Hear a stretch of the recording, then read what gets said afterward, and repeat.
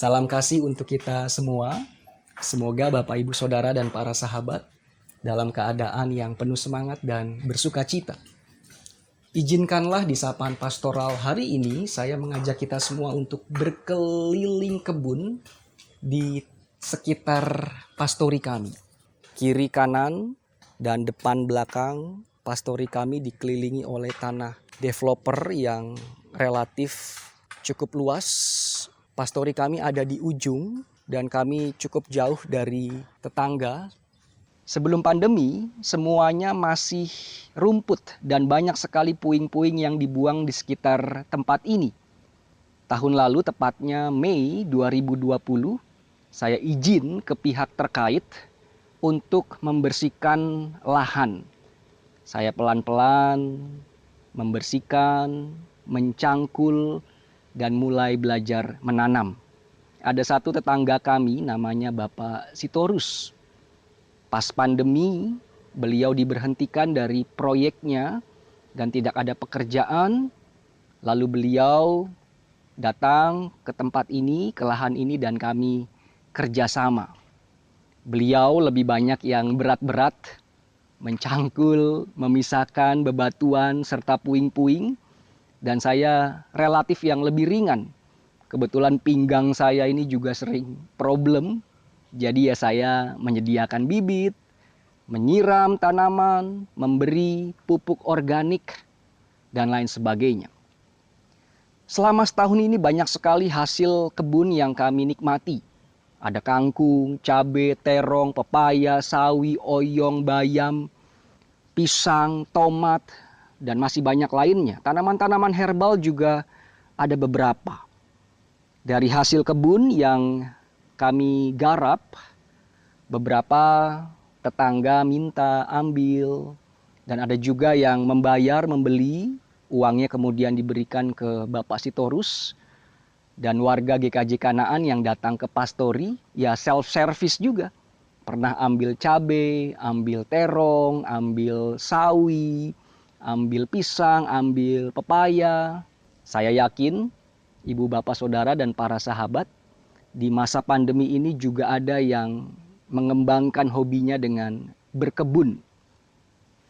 Dari berkebun ini saya belajar apa artinya sabar. Kita nggak bisa memaksa bibit untuk cepat-cepat tumbuh. Kita nggak bisa memaksa benih untuk segera panen hasilnya. Ya pelan-pelan, setiap hari dengan sabar, menyirami, mencabuti tanaman-tanaman liar, dan melihat mana tanaman yang terkena ulat atau virus. Bahkan dalam pengalaman saya, dalam pengalaman kami, pernah ada di titik, udah nyerah aja. Sering gagal panen, capek, lama banget menghasilkan buah, dan muncul banyak alasan lainnya. Tetapi ya kembali lagi, sabar. Pelan-pelan menata semangat, pelan-pelan menata hati, dan kemudian melanjutkan kembali dan bersemangat kembali berkebun. Harus diakui, di masa pandemi ini kesabaran kita diuji. Semua kita rindu keadaan seperti sedia kala. Bisa ke gereja, bisa kerja, perekonomian membaik, anak-anak, cucu-cucu kita bisa kembali sekolah, kita bisa liburan, kita bisa kumpul ketemu keluarga, bisa reuni, dan lain sebagainya. Jika kita membaca surat Yakobus 5 ayat 7 sampai 11, orang-orang Kristen sedang mengalami masa penindasan yang cukup berat. Hidup orang-orang percaya penuh dengan penderitaan. Di tengah penderitaan itu, Yakobus mengingatkan, bersabarlah. Yakobus 5 ayatnya yang ke-7b, sesungguhnya petani menantikan hasil yang berharga dari tanahnya, dan ia sabar sampai telah turun hujan musim gugur dan hujan musim semi. Dari ayat ini, petani pastinya tidak pasif. ketika menanti hasil panen, ia tetap bergerak, memberikan air, memberi pupuk, mengawasi lahannya dari binatang liar agar nanti hasil panen yang ditunggu adalah hasil panen yang indah.